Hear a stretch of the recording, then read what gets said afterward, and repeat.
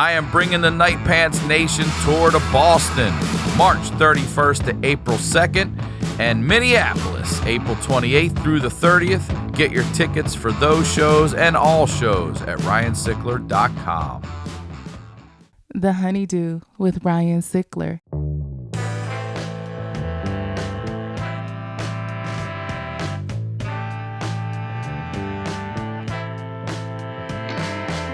Welcome back to the HoneyDew, y'all. We're over here doing it in the Night Pants Studios. I'm Ryan Sickler, RyanSickler.com, Ryan Sickler on all your social media.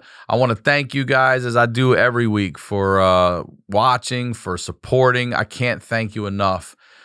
This community continues to grow, and I love my job, man. You guys have made a huge difference in my life. So one thing you can do to help out the show, if you're watching, hit that subscribe button, subscribe to YouTube and the Patreon. Man, that show's not going anywhere anytime soon. The stories are unlike anything that's going on out in comedy out there right now. That's for real, all right? It's $5 a month. If you sign up for a year, you get over a month free.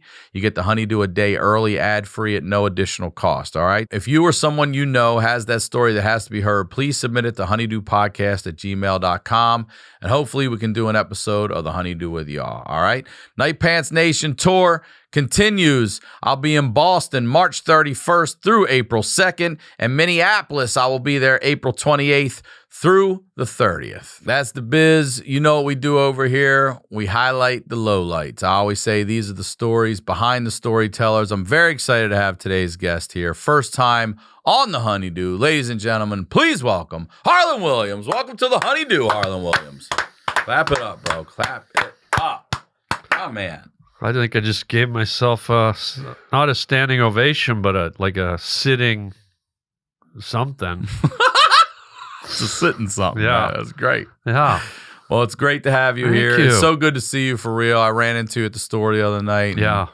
You said, I just thought about you the other day about your podcast that we did, and I was the Crab Feast, which was a great episode. Yeah. Go listen to Harland's Crab Feast episode. And you said, we did it in your apartment. I said, yeah. And you said, you still doing it there? Yeah. Yeah, I didn't know. I said, it feels like it, bro.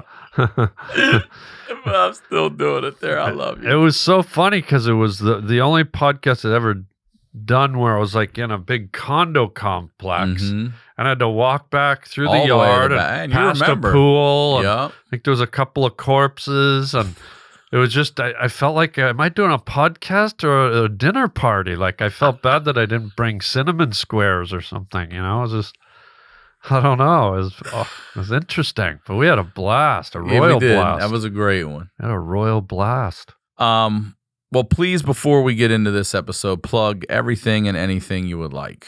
Really? Yeah, absolutely. Well, what I'm plugging now, I'm wearing.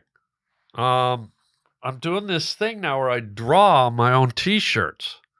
And this is one of the shirts I hand drew. And people love them. I call it wearable art. And so I started a website called harbling.com. Okay. Harbling.com. And all I sell are my hand-drawn T-shirts. Is the fish lure hand-drawn by you? That's a photo. That's a special photograph shirt I did for you because you love fishing. I do. But on Harbling, you know, I was selling these hand-drawn shirts from time to time, and people were loving them. And so this is what I'm promoting are my hand-drawn shirts. And where can you get that? Harbling.com. If you go on there, and there's all kinds of different... You get the only one. You get the original. You make prints, but you get the original piece of art, and you get to wear it. So no more brand names, just original art. I love it, dude. Yeah. I fucking love it. Thank you. I mean, I love it because back in the day, I remember, you know, I mean, I'm 48, so high school, this is 90, 91. Maybe even earlier, yeah. We all wanted a free James Brown T-shirt. We made free James Brown T-shirts, a bunch of us, and we took the face. He had this crazy face that we found on it wasn't even the internet. We found it online or whatever. We tried to print it out and get it on the shirt. It just looked like shit. Yeah. You know, now everything looks so good. That looks really good and sharp. Thanks, man. Yeah, draw them with Sharpie, permanent marker, so you can wash the shirts. But wait, that's drawn literally onto the shirt right now? I drew this. Yeah, this is Sharpie. That's not a print. This isn't a print. This is the original. Oh, no shit. That's Scapula, man. It's like a wearable NFT. Yeah, basically. And I realized, we don't really talk about our scapulas that much. We have two. Yeah, there are two of them. And when was the last time you had a good scapula conversation? So I thought, is there a good one and a bad one? Like, is there? Yeah. So this is Scapula guy, and he's a scapula, and I hope it puts people in touch with their scapulas. And also, puppy dog pals. Yeah. Can we talk about it? How many seasons now? We're on our 5th. We just started our 5th season of Puppy Dog Pals. I love it. You're in my house all the time. My daughter watches Puppy Dog Pals, and I try to tell her, I'm like, I know Harland. I know the guy that does that. And she's like, huh? Yeah, we'll do a voice for her later. We'll shoot a video, and I'll do Bob's voice for her. She'll love it. Yeah. So speaking of Puppy Dog Pals, what an interesting segue. I had asked you to send us a little list of your lowlights, and you said there were 3 significant deaths, and 2 of those were animals, and 1 was a person. So I'm going to let you take the wheel here. Why don't we start? Can we start with the animals? Yeah. Right. You have pivotal moments in your life that are intense and can be emotionally hard to deal with and experience, and I don't know about other people, but, a lot of times it's a pet that can really resonate with you. And I had this little puppy that I had bought, a little black Chihuahua with a white crest on his chest and little white patches on his feet. Looked like he was wearing a tuxedo, or looks like maybe his mom was a penguin or something. And it was weird because we'd go out for walks by the lake and he'd dive and come up with a fish. No, but I did name him Fisherman Bob. That was his name, Fisherman Bob, for real. Okay. And he was a little black Chihuahua, and it's a weird comparison, but in life people lose a kid. I can only imagine what it's like to lose a kid, have a child abducted or have a child die, but I was up at the house one night, and, I just would leave the door open, and my 2 dogs would run in and out and play. And how old are you at this time? This was probably when I was about maybe 40. Okay. Is it here in California? Here in Cali. And I live up in the hills. And you have 2 dogs. I had 2 dogs, and one was a bigger dog, like a husky, and then the other one was Fisherman Bob, and they'd run in and out. I'd leave the door open while I watched TV.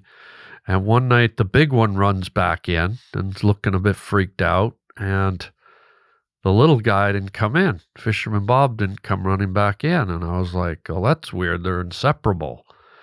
And I go out in the yard, and I don't see him. I'm calling him, and I'm like, something immediately felt wrong. Your parent radar goes off, and then I looked at the white dog, the husky, and there was a little splotch of blood on the front of her arm, her lower arm there, and shouldn't say arm. Dogs don't have arms, do they? If they did, I'd be getting a massage from the bastards. But yeah, I mean, we do so much stuff. You want to go for a walk? Give me a rub down, Sally. Wouldn't it be some shit if all long dogs could? We just never asked. Oh yeah. Because they get those pads, which should feel really nice, and then they get the claws where they can do. What a treat! I'd be getting the Newman's Own salad dressing out every night and just say, "Okay, get to work, Buffy," or whatever your name is. God. Shit. So yeah, I noticed blood on my other dog, and I'm like, "What the hell's going on?" And so I started calling, and then slowly that sinking feeling that, And then in the background during all this, something that I hadn't really noticed before, but I'm hearing an owl. I'm hearing an owl hooing. And every time it does, the bigger dog's like freaking out. And I'm like, what the hell's going on? So then I get the flashlight out and I start searching the yard. And now I'm yelling. And now 5 minutes is turning into 10 minutes. And then... What time of night is this? This is like probably around 10:30 at night. And then it gets longer. Now I'm out walking the street, wondering if he got away. And I come back and I realize something's happened. And then as I'm standing in the yard, I hear this hooing again. And the white dog flips out, starts like panicking. And I realize my little Chihuahua, a freaking owl came down and took swooped down an owl. Man, I thought you were going to say coyote for sure. Yeah, I wish I could. Fucking owl took it? Well, a coyote would have been better because a coyote would have picked it up and shook it and killed it. Right. So the reason it's so traumatizing is I don't even want to talk about it, but you picture an owl doesn't just kill something; it slowly picks away at it and eats it alive. You're not hearing that, are you? I'm seeing it in my head, and I'm here's this animal that's entrusted its life to you. You're its protector, and I don't have kids, so he was kind of my kid, and knowing my little dog was just slowly stripped alive, it's just like horrific. Yeah, that's awful. And people often get mad at me because that night it was a bit chilly out, and I'd wrapped them in bacon. No, I didn't. No, owls love bacon. They love bacon. No, I'm trying. The only way I can get through it is to joke about 100. That's what this show is all about. Good. Dude, that is what this show is all about. But hold on, let me just say this too. In your defense, out here, you're from Toronto. You say originally, I'm from Baltimore. You learn a little bit. I was freaked out the first time I drove down Coldwater Canyon early one morning and saw a coyote just trotting down the hill. I'm not used to. I'm like, oh, it looked like a sick dog, and I'm like, oh shit, that's a fucking coyote. And then to see them in such real neighborhoods, I've heard it before. I've heard them get cats. I've heard those. And I shut the door like that is somebody's cat's gone, So you do everything you can with fences, with the thises, with the that. A fucking owl. I mean, but that's an apex predator out of the sky. You ain't doing nothing about that, right? Yeah, and I never thought about that. Why would you? Yeah, I never thought about death coming from the clouds. Airborne. Yeah, you know what I mean? It's like to a Chihuahua, that's a pterodactyl. You know what I mean? That the Chihuahua's is big and an owl's like its wingspan. You're in the land of the lost with a puppy. You listen, even if you were there, you can't. There's nothing you can do. That owl's gonna fucking go, man. And they're powerful, man. Those owls. I have two of them that live right by me, and I'm fascinated by it. I'm sitting there one night, and I can hear them. I see them up there, so I start playing. I figure out they're barn owls, and I start playing barn owl noises. Oh wow! And they'll start to fly back and forth. And I watch them. Watch them. And one night I'm sitting there, I'm talking to Eva, and she's on the balcony with me. We're having a smoke, and I'm telling her, I'm telling you, these fucking things, they come down, they fly. It was as if it was scripted. And she goes, you mean this one right here? This motherfucker flew down right here and went right over us. And I was like, holy shit. So I wanted to put something there to make it think there was something small there and see if we couldn't try to get Did you adopt a Chihuahua? No, I'm not gonna kill a real. I got that little puppy over What'd there. you put down there then? I found something on the internet that wasn't like an animal. It was like a home, so it would come and maybe nest there. I was trying to I was trying to make an owl nest on my balcony. So you're gonna the idea. You're gonna welcome the thing that ate my dog into your yard. Yeah. Okay, I see. Yard. I live in an apartment, bro. On my balcony. Yeah. Okay. I see where this is going. You let the murderer into your home. Listen, if you can't beat him, you know what I'm saying. You're one of those. You're one of those people that kind of wants to help nurture them back to not being a killer. Yeah. Yeah, I got you. Yeah, put them back into society. Yeah.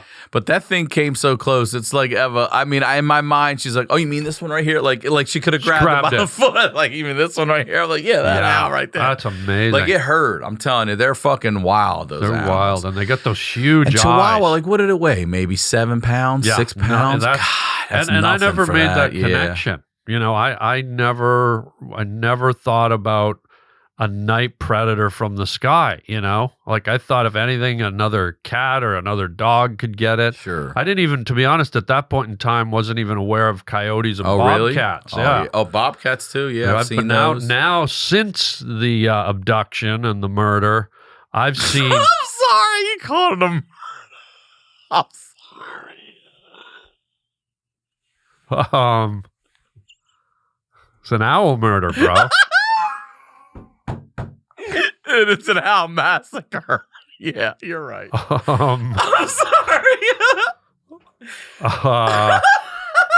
Who do you think you are? Who does he think he... By the way, owls, have you ever had sex with an owl? Because I'm just saying, whenever you have sex, you know, people's eyes usually go a little wider when you do the insertion. And owls, their eyes are already so big you can't tell. Oh, you can't tell. You can't tell if they're like, whoa, you know, they're already. But anyways, I'm getting off track. Yeah, away. Yeah, way off track. All right, so let's go back to this. Yeah. So you heard no noise, though? No nothing? No noise. I was busy doing something at the time, and I feel guilty about that, too. I was... do you think the husky tried to fight, or do you think it was scared to death? No, the husky is a hunting dog. Yeah. It's actually called a Jindo. It's a very rare breed in America, but it's a Korean dog. There's an island off of Korea called Jindo, and the king... Back in the day, they bred these dogs to be guard dogs and hunting dogs for royalty. And they look like albino coyotes. They're white and they're very pointed, and they just live. This dog would sit in my window all day and just look for anything that came on the property, it attacked. So that's why I also know it wasn't a bobcat or a coyote, because it would have been on it. So this had to have come out of nowhere. And but later on, as about a couple of years, maybe 3 years went by, I was clearing bushes and hedges, and I found Fisherman Bob's little toy that he played with. No. And I'm telling you, it just made me relive the whole... Did you break down? I sort of almost did, to be honest. You know, it's like I feel guilty that was my kid, and I wasn't there. And like I said... Just the way that he probably went, it's just like, so that's something that really lives with me that's tough. Let me ask you this, Harland Williams, because let's play it the other way around. Let's say you were there. Let's say you were standing right there and that owl flew down. Do you have an idea? Have you thought about what you would try to do? Kick, shoo? You're not shooing a motherfucking owl. It's not a pigeon. Yeah. That. But then, I don't mean to interrupt you, but I want to finish this thought. But then you witness it go. There's a real image in your head instead of what you think happened. What would you rather live with? Not really knowing and putting it together, or actually seeing that go down? I'd actually, it sounds morbid, I wish I'd seen it just so I could know for sure, and you know, but either way, the outcome. So, I mean, the one you're talking about, I might as well, you know, sit at home and watch Jeepers Creepers. That's what that sounds like. You're losing. Either way, you're losing. Yeah. You're not beating an owl. You're not beating an owl. And by the way, they fly silent. Yeah. They don't hear them coming. They're stealth. Yes. So it's not like a lot of birds where you can hear the flat. They're engineered to fly silent. So they just come in like ghosts and they're gone. But yeah, so finding that ball was just it just never leaves you, man. You feel like guilt. You have pictures around the house? I have pictures of Fisherman Bob, yeah. What's the husky's name? Captain Chili Dog. Is it for real, though? I can't make fun of you. Our dog's Princess Lily Rose. Right? So, yeah. That's the beautiful thing about dogs. You don't. If you That's what I try to tell my daughter. Like, you don't. Yeah, if you give them a human name, you come off as an idiot. Hey, George is here. No, how about there's 7-dish layer lasagna. go throw the frisbee for lasagna. She said to kids, she's like, maybe I shouldn't have named her that. I go, well, how many dogs do you think in this world are named Princess Lily Rose? Yeah. Anyway, that's the beauty of them. You get to give them silly names. So say again, Captain Chili Dog and Fisherman Bob. All right. How did Captain Chili Dog change after Fisherman Bob was gone? Not much at all. No? No, she was a prima donna. So Fisherman Bob was just a plaything for her. But she was very protective of Fisherman Bob when they were alive. Like one day a pack of dogs came towards Fisherman Bob, and Captain Tilly just literally walked circles around her, snapping at every dog. Like, wouldn't let them in. Yeah. So she loved him, but when he was gone, she was like, okay, where's my food? You know what I mean? Yeah. It's really sad the way they just, moveon.com, .org or whatever it is. Did you ever get another dog? Yeah, I got a bulldog. I got the big fat bulldogs. That'd be tough for an owl to take. Right, a bulldog. even a blue heron couldn't lift that off. Right? Isn't it crazy? Right. That the purchase of your next dog, you had to consider whether an owl could. Had to consider an attack from the sky. Yeah. And I thought, nothing's lifting that thing up. You know what I mean?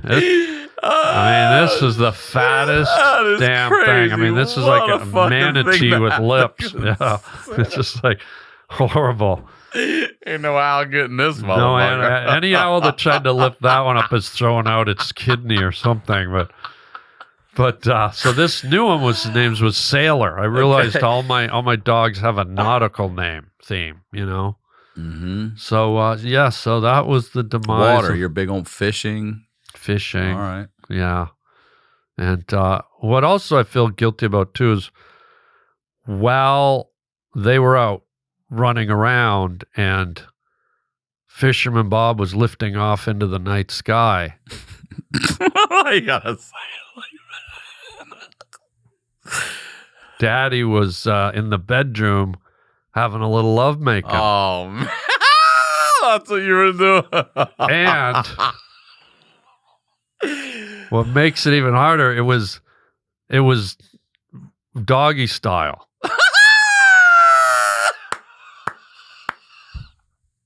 I wish there was a drone that could see you doggy style and float outside and see your dog's gone out. I'm so sorry an owl took your dog. Well, come on. Man. I can't do doggy style anymore without crying. Crying. She goes, what are those drops on my buttocks? I go, those are salty Fisherman Bob tears. Owl tears. Now, keep riding, honey. Yeah, it was, I feel a bit guilty about that. Bob. R.I.P. Rest Never in peace. have I considered, not a dog. I mean, a cat made sense to me, but I've seen those videos online too where like eagles try to take a kid and shit. You know what I mean? Like they're that one was staged. Oh, was it really? I saw that one where they're in a park and a bald eagle. Yeah, but it was so convincing. I actually saw the making of that. The making? Yeah, there was, because so many people were fooled by that video that somebody like deciphered it and broke it down, but it was pretty convincing. Yeah, it was convincing. But it's probably not out of the realm of possibility. Grab on Discovery. I've seen, who knows, maybe this is fake too, but eagles grab a fucking like a mountain lion or like a smaller mountain goat, or a fox, fly them, yeah. They're apex predators, man. They're raptors. Man, yeah, you're the only person I've ever heard who lost a dog to an owl. Flying menace from space. Yeah, I did a movie once with an owl. You did? And I had to do a scene where an owl landed on my arm. It's called the Eurasian eagle owl. They're the biggest owls in the world. How much does this thing weigh in? Well, that's what's miraculous about them. They only weigh about 4 pounds. Oh, really? They're huge because their bones are hollow. They're I didn't most know birds are all air. So this big bird, it's like stood this tall. It lands and you can barely feel it, but it landed like this. And the handler, he said, grab the back talon and pull it. And I said, are you sure? I don't want to hurt it. He goes, it was sitting on my arm. He goes, pull it. And I pulled it and I go, oh yeah. And he goes, no, pull it as hard as you can. And I said, he goes, pull it. I tried to move that thing. You couldn't? I couldn't budge it. And he said, that's what happens once these raptors get their claws into something, it's a death lock. You're done. Damn. Yeah, so holy smokes. Now, did you do the movie before or after? It was after. Oh, so that was tough. That was tough. What was harder, finding the ball or working with an owl? It was tough. It was tough working with that owl. I bet it was. You asked about that shit. You're right. But the handler was, we had to stop rolling a few times because he was like, why are you punching my owl in the face? In the face. And yeah, I was just like, bam, bam. And it was perched on my thing, so it was swirling around like it was never let go. Around, and it wouldn't let go. And I'm just, and then I poked it in those big fucking round eyes, and I got a little payback. Yeah. All right. Okay, hold on, let me gather myself. God. That is a very unique way to lose an animal. It is. It's tough. I know other people out there are going to be. There's definitely somebody out there that's going to probably share a story with you. I hope so. Maybe we should. I think an owl is going to get another. I think we could have like an owl group therapy thing or something. Tell me about the second animal. Wow, the second animal. The second animal was a mixture because it was devastating to me. Maybe even more than Fisherman Bob. Was it after? This was before. This was probably 3 years before. And I'm sorry, did you have Chili? What's his name again? Captain Chili Dog. No, I didn't have any dogs at this point. Okay. This I just moved into my first house in Hollywood up in the hills. Okay. I was leasing it. And on the back of the house was all forested area and hills and all this. Again, back to, animals and stuff. And I was in my house one day and I could hear this high-pitched chirp, almost like, when a smoke alarm battery starts to go and it does a beep, beep, or whatever it is. And I kept hearing this thing and it was coming from the yard. And I go out in the yard and I'm zoning in and I look around and I find a little baby squirrel. Like just it's fallen out of the forest and it's laying on the terrace. And I'm like, oh my gosh. And I look at it and I pick it up and the thing's just chirping. It's obvious its mother has abandoned it and it's fallen out of the nest. And I'm like, oh, I'm gonna raise. How big is it? It was probably like that big. Okay. And I'm thinking I'll nurse this little guy back to health, and because I love animals, so I was really excited, sort of. And then I looked down at its back leg, and there was a gash in it, probably about that big, like an open wound. I was like, oh no. And then I'm looking at it and something's moving. And I look inside the wound and it's just swarming with maggots. Oh no. There's probably 70, 80, 90 maggots inside. And I realize, oh my God, this little guy's being eaten alive. And so now I go from being the savior to I have to mercy kill this thing, which I don't want to do. And I'm thinking, how do I do it? Do I just drop a brick on it? Do I splat it? How do I kill it? Because I actually did that when I was younger. My sister had a pet mouse that got some really weird disease where its butt blew up like a cauliflower and I couldn't walk. It was just it's like leprosy meets SARS, It was like animals do not have good luck around you guys. So I bought an owl.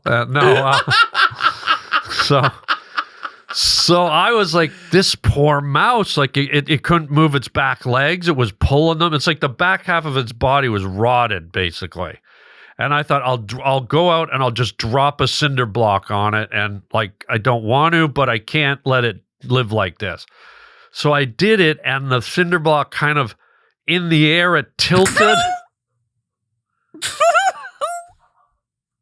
It tilted and it kind of half clonked the thing. So now it can't walk. Its asshole looks like a cauliflower. And a cinder block just hit it enough not to kill it. Okay?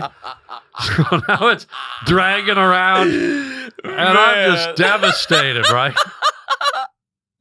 It's like whatever some animals did, they sent them to the Williams household. It was like watching. Oh, God. Yeah, it was just a nightmare. So I was like, I'm not going to drop something on this baby squirrel in case I miss or half hit it. So I thought, what would be the most peaceful way to put it down? And I had one of those big orange Home Depot buckets, the utility buckets. And I thought, I don't want to, but I'll drown it. I'll just put it in the thing. I'll put the hose in and it'll be a soft, gentle, and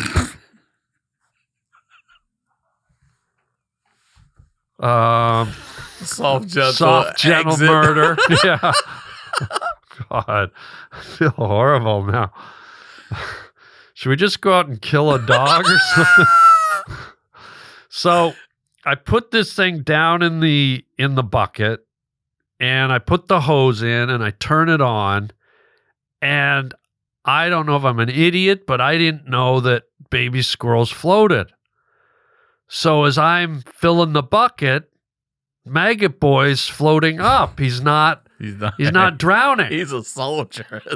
He's like, it's like you're trying to drown a life preserver. It ain't going down. And so as the thing's filling up, I'm like, oh no. And so I kind of used the hose to push him under. And this little guy's grabbing the hose and climbing up the...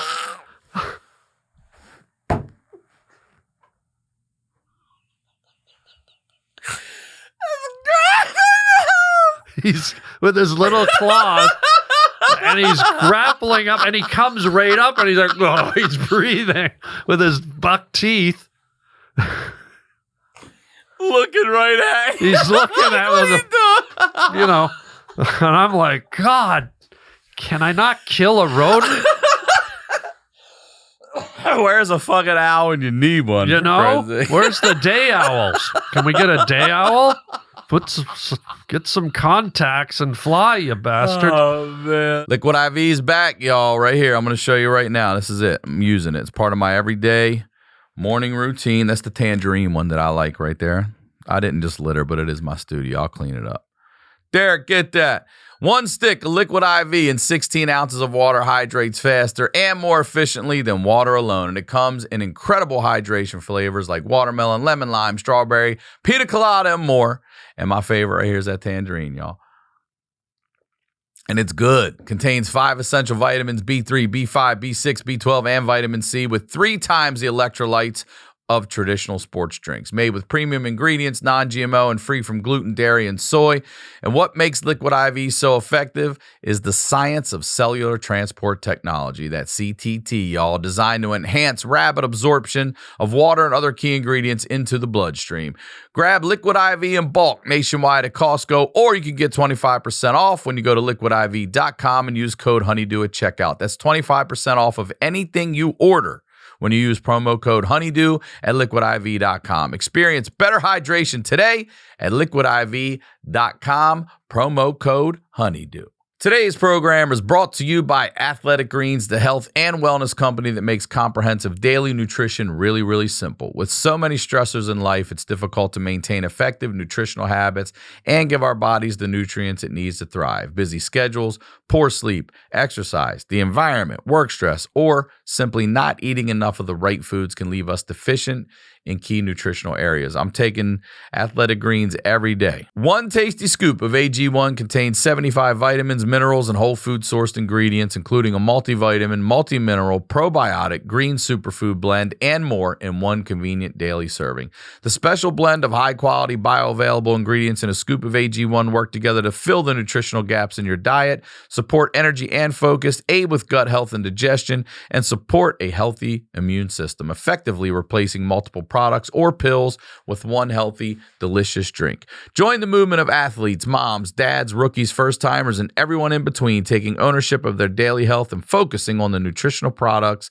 they really need in the simplest manner possible. To make it easy, Athletic Greens is going to give you an immune-supporting free 1-year supply of vitamin D and 5 free travel packs with your first purchase if you visit athleticgreens.com/honeydew today. Again, simply visit athleticgreens.com/honeydew to take control of your health and give AG1 a try. For most of us, learning a second language in high school or college wasn't exactly a high point in our academic careers. All right, I took Spanish I started in 8th grade, went to like 11th. And by 11th grade, I was hitting D's in that Spanish. I wasn't even doing that great in English. Now, thanks to Babbel, the language learning app that sold more than 10 million subscriptions, there's an addictively fun and easy way to learn a new language. Whether you'll be traveling abroad, connecting in a deeper way with family, or you just have some free time, Babbel teaches bite-sized language lessons that you'll actually use in the real world. I chose Babbel because I'd gone to Mexico, and I remember taking these classes, and I was like, man, I don't know anything outside of cacahuates and calcetines. So Babbel's 15-minute lessons make it the perfect way to learn a new language on the go. Other language learning apps use AI for their lesson plans, but Babbel lessons were created by over 100 language experts. Their teaching method has been scientifically proven to be effective. With Babbel, you can choose from 14 different languages, including Spanish, French, Italian, and German. Plus, Babbel's speech recognition technology helps you to improve your pronunciation and your accent. There are so many ways to learn with Babbel. In addition to lessons, you can also access podcasts, games, videos, stories, and even live classes. Plus, it comes with a 20-day money-back guarantee. All right? Start your new language learning journey today with Babbel. Right now, when you purchase a 3-month Babbel subscription, you're going to get an additional 3 months for free. That's 6 months for the price of 3. Just go to Babbel.com and use promo code HoneyDew. That's Babbel.com, code HoneyDew. Babbel, language for life. So now this guy's hanging on the hose at the top of the bucket's this deep, and now he's right at the top, right where I don't want him. And so I kind of push him down. As I'm pushing him down, I'm seeing the bubbles coming up. And I'm like, this is devastating, but it was quite the life lesson for me, not for him. And this fucking thing, maggots in its lower bodies, it just keeps climbing. It just keeps coming up. Jason Voorhees. It's like the Jason Voorhees of squirreldom. I mean, if he came up one more time with a goalie mask on, I would have flipped out. It won't go, man. It won't die. I love it. But I'm sitting here going, I've never seen anything in my life clinging, wanting to live so bad. And now I'm sitting here thinking, do I pull it out now? Because I'm so, like, even though I know it's being eaten alive, you can't, once the maggots are in there, what are you going to do? Pull them, you can't save it. And I'm just like, it was like devastating, man, because I had to, this thing that wanted so even it probably knew it was in pain and it was injured. You know, animals know that, but it just kept coming up, and eventually I just had to like hold the little guy down, and it was. Did it work? How long did it take? Well, finally I had to drop a cinder block in the bucket. Waiting for that. No. I finally... Was it scratching the shit out of you and clawing the shit out of you? No, it was on the hose. I was holding the hose, and it was coming up to the top of... How dare you? You were two-handed under there finally. No, I wasn't. I wasn't holding it down. Die, bastard. Die, maggot freak. No, it was, but it made me think on a serious note, like just how precious life is. Like to see that little guy who was just it was probably only 3-4 weeks old, maybe 5, I don't know, but it wanted to live so bad. And I think about humans, and I think about, God bless people who become suicidal or become terminally ill, or people who say, I don't want to live anymore. And it stuck with me. Really, I still have a crystal clear vision of that thing struggling so hard to live. And it was horrible because I couldn't let it, because the alternative was being eaten alive from like the lower part of its body. You could already see the flesh had turned brown and it was rotted. You could smell it. And I was just like, it doesn't know. And I'm telling you, man, it somehow instilled in me, despite how hard it was to do, it instilled in me how precious life is and how every day we've got to get out and just claw and embrace it. And because in a way, metaphorically, the world eats away at us from the inside on psychological levels and things like that. But there was something really profound that stuck with me, as horrible as it was to put him down. I hope I did the right thing and put him out of his misery. I think you did, yeah. But in doing that, that little creature taught me a lesson about just the sanctity of life and the power of being alive, and to see something that obviously they don't think at the level humans do, but to see its desire to just want to live. And, you know, it's heartbreaking, but it was very powerful, and it's still, it's one of the few things in life that I think about that really tortures me, to be honest. I think animals teach you a lot about death. You know, my brother told me this story. This is an unfortunate one that you'll probably enjoy, but a neighbor dog of theirs got rabies, and it ran and it buried itself it dug a hole and buried itself under the front sidewalk of my brother's house. So it's going under the house to die. Oh, wow. But it's today. It ain't gonna die for a long time. So they have to kill it.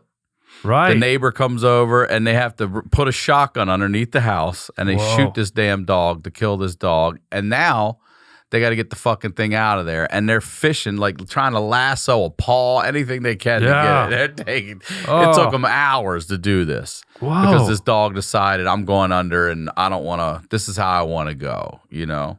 But that's interesting because rabies is a disease that makes animals like aggressive. Mm-hmm. It was aggressive, but it went under the fucking house and wasn't letting you get it. Like they couldn't pull it out.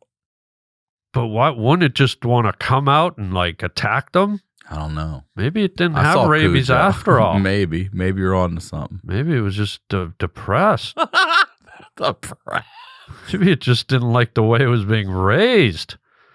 Like, fuck these guys. I don't get walks. I don't get wet dog food. It could have been. That sidewalk's looking real I'm only nice. Reporting. I'm just telling you the story I know. Wow. Yeah. It's anytime you lose an animal, man. Have you ever hit an animal on the road? Oh, man. I'll tell you what. I've hit two that really stuck with me. I hit a cat one time. Whoa. I remember seeing in my rear view just back spinning on the road, and I was like, oh, man, I felt awful. But this other time, I hit a bird. And it flew right into the fucking grill, and I nailed it. Now I'm leaving LA to go to Big Bear, and I drive straight shot. Get up there about 2 hours, and I'm like, man, that fucking bird's probably all over the front of this fucking car. If not, it went in that grill and it cooked all in there. Oh God! And I go around to the front of the car, and we get there, and there's nothing. I was like, oh man! And I'm waiting to pop the hood to see this mutilated bird all over the engine. And Harland Williams, I popped that motherfucking hood, and that bird flew off. Now look, it was 2 hours away wherever the fuck it was, but it had a new lease on life. Oh, man. I just kept picturing that bird had to be hiding in that hot ass engine for 2 hours and stayed away from all the moving parts and everything that could have killed that fucking thing. That's running a gauntlet. It miraculously flew in through the grill. It was a miracle. How big was it? Was it a little like sparrow? Yeah, like a little sparrow. Wow. Yeah. Another time, my stepson over there, our cat, it fucking brought a bird in the house. Yeah. And his mom kept saying, it's a bird. I was like, it's not a bird. And I was like, oh shit, it is a bird. So cats want to bring you their prize. And be like, look what I brought you. So I rolled it up in a little dish towel. And I said to Derek, I go, you can come with me if you want. I'm going to be straight up with you. Because he was young at the time. And I was like, this thing's either dead and nothing's going to happen, or you're about to witness a miracle. And he's like, I'm going to stay here. I'm not going. I said, okay. And I went out on the sidewalk and I rolled that fucking towel out, and that bird, I'll never forget it. It got up, it shook itself off like a dog, you know what I mean? Like, ugh, and then off into the night. Wow. So I've had a couple lucky ones. That's good. Yeah. I had one once where I laughed so hard I almost like went off the road, and that sounds really mean, but sometimes life throws you things and you don't have any control. And this is a horrible story. But I couldn't control. You know, sometimes when you see an old lady trip or someone walk into a window or something like that, physical humor, and you know they're in pain, but you can't, it just triggers. I think humans are triggered by physical comedy or tragedy or whatever you want to call it. And I was driving once and I hit like a ground squirrel. I was driving a van, but I just clipped it. Like I didn't run over it, but it's like the side of my tire just kind of must have hit it in the head or something. And I looked in the rearview mirror and it was convulsing on the road. Like it was like spasming out, it looked like an electric cable was loose. And just seeing that, I burst out loud. Like I felt so guilty, but it just looked physically so funny. Like it looked like it was having a seizure and it was just flipping around, and it Just weird. What about in Toronto? Because in Maryland, especially out in the county, we had a ton of deer. Did you have any deer running through there? Tons of deer. I never ran into a deer, but my lady, I consider my mom, just hit a fucking deer, and she's lucky. That thing hit the windshield and then flew over the roof. And landed on the next car? No, this one died. This one didn't make it. But a lot of times they will. They'll fuck your car up and they'll keep running. Yeah, there's a whole out in the Midwest there that the insurance industry runs on deer hits. I actually was researching it once, and there's a huge amount of deaths every year from deer kills, and there's something like $300 million worth of damage caused by deers every year. It's a huge thing. I once read somewhere that there were more car accidents caused by deer in Pennsylvania than car hitting car. Probably, yeah. That's nuts. They're nuts, man. They're not smart. They just run out clueless. So we've shared 2 animal deaths now. This is an episode about 3 deaths. I think that's what we're going to call this. 3 deaths. 3 deaths with Harland Williams. Nice. Share the 3rd death with us, please. Wow. The 3rd one is a human death. And we've all experienced death. We've all been to a funeral. But I don't know how many of your viewers have watched somebody die. And that's a powerful thing. And a few years back, probably, I guess about 3, maybe 4 years ago, I watched a guy die. And someone you knew? It wasn't someone I knew. It was a very unusual circumstance. I was at the Burning Man Festival. And on the second last night of the Burning Man Festival, they have a giant, like a 70, 80-foot wooden man that they light on fire. That's called the concept behind Burning Man is when the man goes on fire, it releases all your baggage and all your inner demons, and they're supposed to all go up with the smoke. And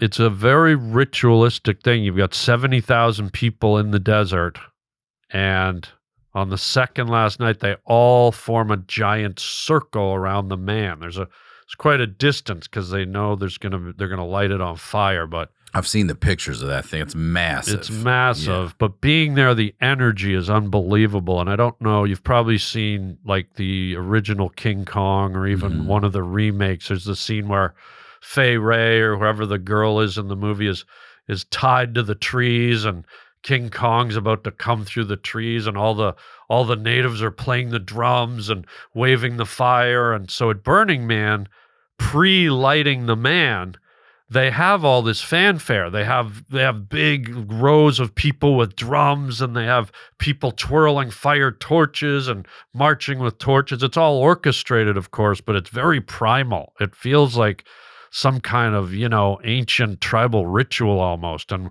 the rhythm of and you're waiting for this giant, they lift the arms, the man moves, and so it's almost very King Kong-ish, and you're kind of caught in this kind of euphoria of it, and so they obviously make you sit back a certain amount because of the intense heat. This when they light the man, the flames go up 100 feet high. Is that high? Damn. 80, 90, 100 feet wide. It's a huge inferno.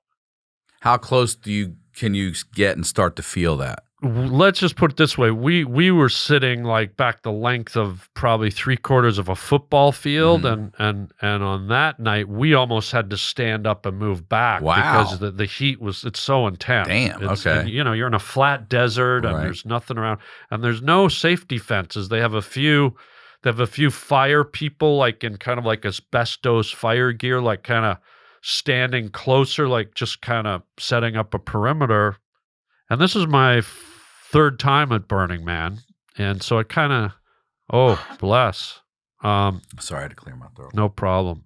But you kind of know what you're getting, and it's really a beautiful event actually.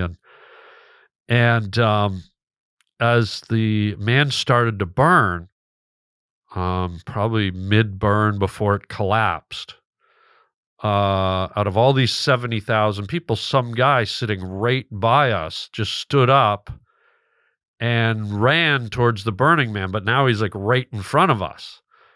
And he's sprinting like toward it. He's sprinting, but have you ever seen these guys at sporting events when they jump on the field? Yeah. Some of them take their and they run. It's not just they don't know where they're going, so they're jumping and they're kind of getting the fans all pumped up. It's like a game. So this guy's now doing this with the people around the fire guys. And they're trying to, and they almost grab him, and he's almost like prancing. It looked like almost like a fairy tale, like watching a sprite dancing in front of a flame. He looked like he was having so much fun, and he was eluding them, and the crowd was even cheering. They're like, yeah, every time he got away. This went on for about maybe a minute and a half. And then in the midst of his euphoria and kind of the energy he whipped up, he just like turned towards the fire, ran, and literally did this and dove in. Dove in, like right in front of us. And I instantly went, oh, he's dead, because it just to breathe in that heat, it would incinerate your lungs. And so he goes, and the fire guys are like, the whole crowd just went silent. And a couple of these brave fire guys, they went in, and at the very tip, because they were wearing this stuff, and they dragged him out, and you just saw this smoldering body being dragged along the ground. And then they got him far and just let him go, and an ambulance came. And so do they call it burning men now?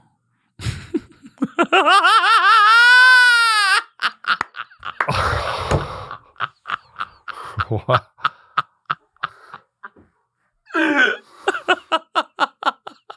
Now, when his dog came to get...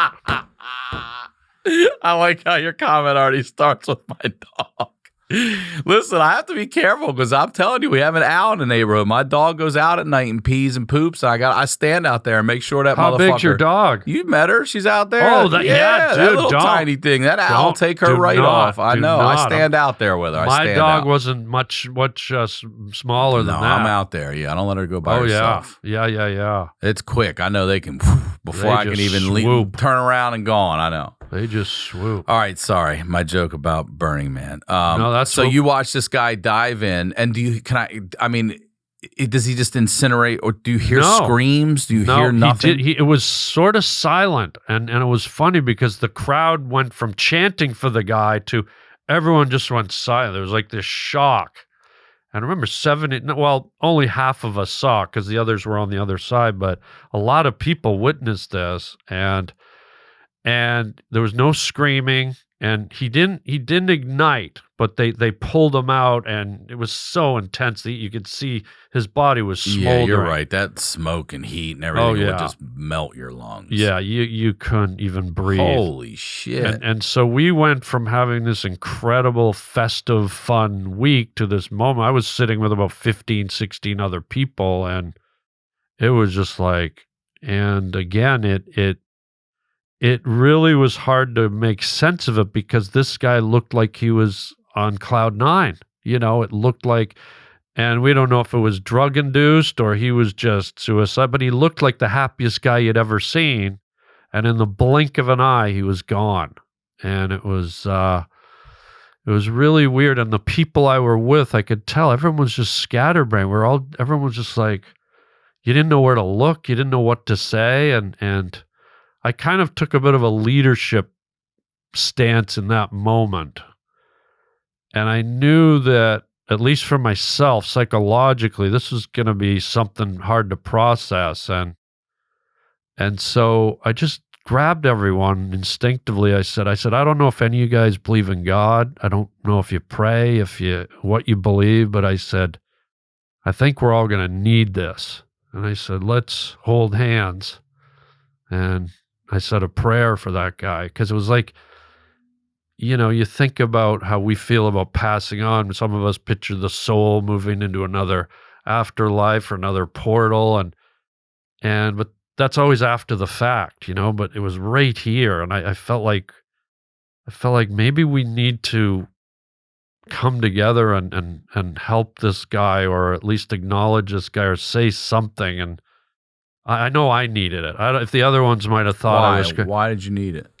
Because I it was a man. It was a person, you know? And to me, people are so powerful. Like human beings we have 20 million stories going on every second we're alive. Even just sitting here, even when you're sitting quiet, everybody's mind is processing and thinking and creating. And we have these long lives that, you know, maybe they're short into the context of the universe, but the things we all experience, whether it's the first time you pee, the first time you get a job, the first time you think hateful thoughts, the first time you think loving thought, like we're these detailed, intricate stories. And to see one just vanish in the blink of an eye, I didn't know his story, but I knew he had millions of stories. And so I felt like I needed to help. Isn't it crazy also that the greatest story he could probably tell is one that he's not going to be around to tell? Yeah, maybe. You know what I mean? Maybe, yeah. What a story to be like, I dove in the fucking Burning Man one time. Like, how the hell are you here to tell that story? I know. It's weird. It's a big story. And yeah, so it's just something, I believe there's a bigger power, a bigger energy out there. And agreed.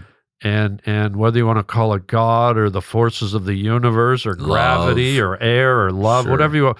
But I really believe in the power of human energy and just energy in the universe. And somehow I felt like it was important for me. And I thought, even if these people don't believe in anything, maybe this moment of us praying for him or channeling energy for him will later on come around and be helpful to them. I even said that to him. I said, I don't know if you guys will need this now, but maybe it'll help down the road. And I don't know if it did or not, but it helped me. I mean, I was able to release a lot of sorrow and confusion and sadness for this person, you know? But then maybe there was something in it too where he wanted to go.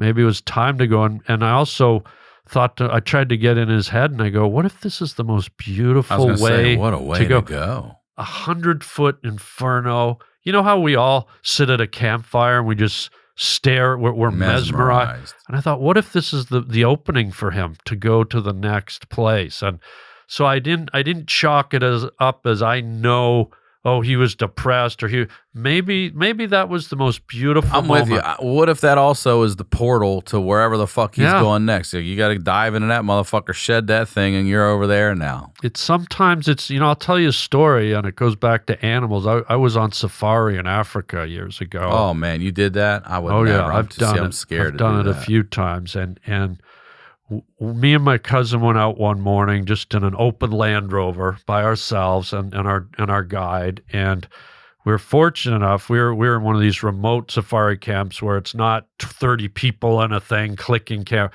And we were in a place where you're allowed to go off-road and just drive through the wilderness. You don't have to stick to the trail. So it was amazing. And we happened to come upon 2 male lions that had just made a kill. Like literally, they probably took it down 5 minutes before we got there. And they were in the middle of eating a wildebeest carcass. And our guide pulled up and stopped the truck. And these 2 male lions just stood up and walked halfway towards us. And I had the video camera going, and I'm like, oh, this is cool. But then they just locked on me. Like their big golden eyes just locked on me. And I'm telling you, Ryan, my hand started shaking. Like the power in those beasts, stare. Like that stare, the majesty and the intensity and the unbridled viciousness. They don't know that they're vicious. They just know that they're wired to live and hunt and kill. And there's no malice, there's no cruelty. That's what they're wired to do. And so I was just like, but then I had a moment where I saw these 2 things that if they wanted to be in our open air vehicle, they could have ran and been in on us probably in about 2.5 seconds. But they don't do that because they see the vehicle as something other than flesh, and they don't really get it.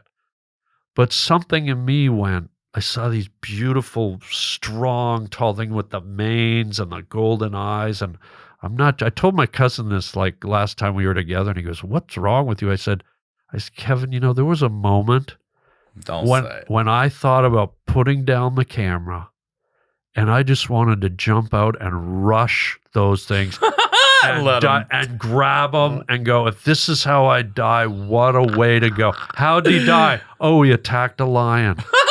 He attacked the lion. A fucking king of the beast. 2 of them. And I'm not kidding. I thought, what a fucking way. It would be epic. I know I'm going to go, but to run at those and see the look in their eyes like, what the is that a guy from the valley? Like just and grab that and ride it. I mean, they'd be chomping down. What a way to go. You know what I mean? It would be a way to go. So who knows? Maybe this guy, this fire was beautiful to him. But for me, it was very hard to watch a human soul go in that moment and have no say in it and have to be witness to it. And not even sure what's really happening. It's not like that guy's screaming and darting the whole way. And you're like, oh, my God. He looked happy. He looked engaged. I'll share an animal death with you that I think is one of the most beautiful, amazing, unique deaths, I would say, of probably any animal, to be honest. I don't know if you remember the pitcher Randy Johnson. Yeah. In spring training for the Arizona Diamondbacks, when he was pitching, he accidentally killed a dove. Yeah, it flew right through his into pitch. his ball. Yeah, right, and it killed it. Yeah, and then the feathers blew up everywhere. Beautiful. Looked like it was its own fireworks. Yeah. It died in its own fireworks show. And I think about that dove all the time. First of all, dove is a symbol of peace. This is a peaceful animal. It fucked Randy Johnson up for a while. I think he's got a company about it now or something, but I bet he doesn't bathe with Dove soap, I'll tell you that. It's spring training. I think about it all the time. And I wonder if that bird among its group, however it communicated, they're like, maybe it had fucking cancer. Maybe it wasn't going to make it. And they were like, nah, man, this is spring training. He was like, nah, it's my day today. And I think that bird timed that shit out. And boom, into its own. You know how many doves have been killed by a Randy Johnson fastball? 1. How many doves have been on this planet? Probably billions. Right. How many doves out there can say, yeah, it wasn't an accident? I took it from an all-star. The best. Wow. Yeah. And went out in its own fireworks show. Wow. But that is, you talk about lights out. It was lights. That bird was just and then just black, like Tony Soprano. You know what I mean? Just light switch. Oh, yeah. There were feathers. It looked like a fat chick sat on a pillow at Bed Bath & Beyond, and it just, boom. Like, that's a glorious, beautiful death. Yeah, I guess. And I hear what you're saying to that. Like, yeah, you'd be an absolute moron to do it, but what a way to fucking go! Yeah, rip the and also, like, again, I'm reminded of the power of these fucking beasts because there was a video I saw. I think it was an Indian guy that had jumped down into a tiger cage in a zoo. Oh yeah, and he was just sitting there crying, and they sort of looked at him for a while, like what, and then a couple of them looked at each other like, fuck it, let's eat it, and they grabbed that man. One of them by the neck, and I mean sprinted, like galloping to the back of that thing. This is a grown adult man by the neck with just its jaws, like it was a rag doll. And then they all ate him alive. Yeah, yeah. Fuck, dude. Yeah, yeah. It's strange. It's powerful, and just death is. It's weird. It's tough how you process it, and it's something we all have to see and deal with. And I remember when I was a kid, the first time I ever saw a dead body, I had to go to my grandfather's funeral. I was probably 9, and I remember just seeing his body laying there, and it was an open casket, and I was a little kid, so and I just started like patting his head, like I said, "Oh, Grandpa," like I couldn't believe he was there, but just motionless, and I'm just like. It's weird, and it's very strange. Yeah, the first dead body I saw was my great-grandma Coogie, in her fucking parlor back in the day in her house. It was an old Italian lady. They came over from Italy, and she died, and they laid her out in the fucking house. For the funeral? That was like the viewing. Oh, you geez. come by the house and she's laid out and she's sleeping in there. You know what I mean? Yeah. I remember them sending me up to sleep with a Cookie Monster. That Cookie Monster fucking stuck with me. But that was the first day. But I remember touching it and feeling how cold and just fake, and the rosary wrapped around the hands, and just like, I don't know. I get it, but I don't fucking get it. Like, I get that this seems final. Everyone's wearing black and crying, and but to be laid out in the fucking house in the old days, like in the parlor, I'm like, what are you fucking, what? In the house? And that was before Scotch Guard. It was before Scotch. I mean, the stains. God. But it was an Italian house, so it's probably plastic on everything anyways. Okay, yeah. What an episode, Harland Williams. Man. All right, so before we wrap up here, now that we've talked about quite a bit of death, I ask every guest if I can remember, and sometimes I forget, but I remember, what advice you would give to your 16-year-old self? What advice I would give to my 16-year-old self? I would say, it's interesting, Ryan, because I've lived one of these lives where I